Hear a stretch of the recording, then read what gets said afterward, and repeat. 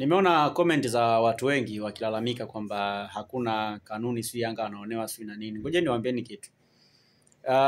Kwenye kanuni za ligi kuu hakuna kanuni ambayo inawalazimisha Simba kutoa taarifa ya kwenda kufanya maandalizi ya mwisho kwenye uwanja ambao mchezo unachezwa, kwa maana uwanja wa Benjamin Mkapa ambao ndio ulipangwa kwa ajili ya kutumika kwenye mchezo wa dabi kati ya Simba na Yanga. Hakuna kanuni ambayo inawapa nafasi Simba ya kuomba, ila wao wanatakiwa tu kwenda uwanjani kama ambavyo kanuni inaelekeza kwamba timu ngeni itaenda kufanya maandalizi yake ya mwisho kwenye uwanja wa mchezo ndani ya muda ambao umepangwa mchezo kufanyika.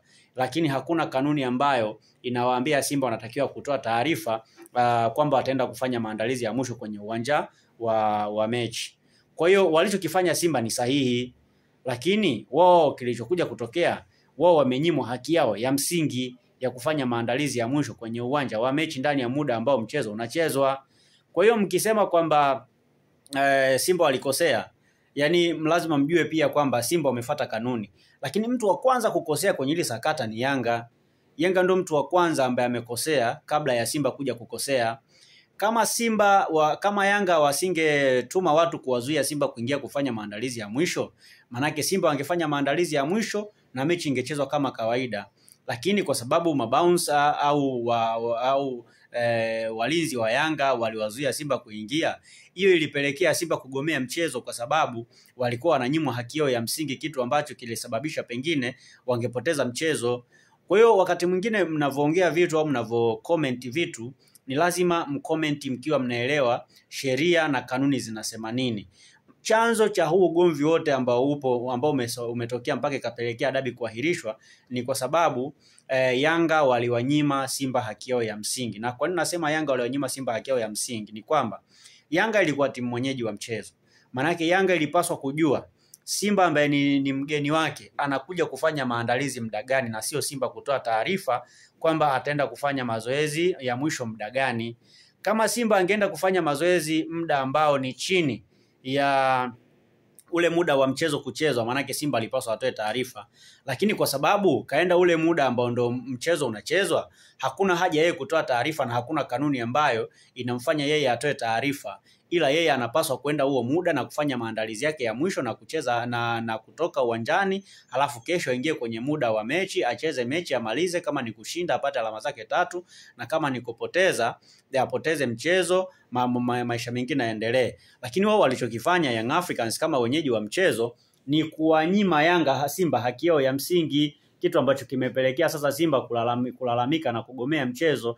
Kwa hiyo Simba alikuwa yuko sahihi na Yanga alikosea kwenye hili swala, lazima watu mlielewe. So kwangu mimi watu kucomment kwamba Simba sijui anadeka sio na nini, no, Simba adeki. Simba amefuata taratibu za kimchezo.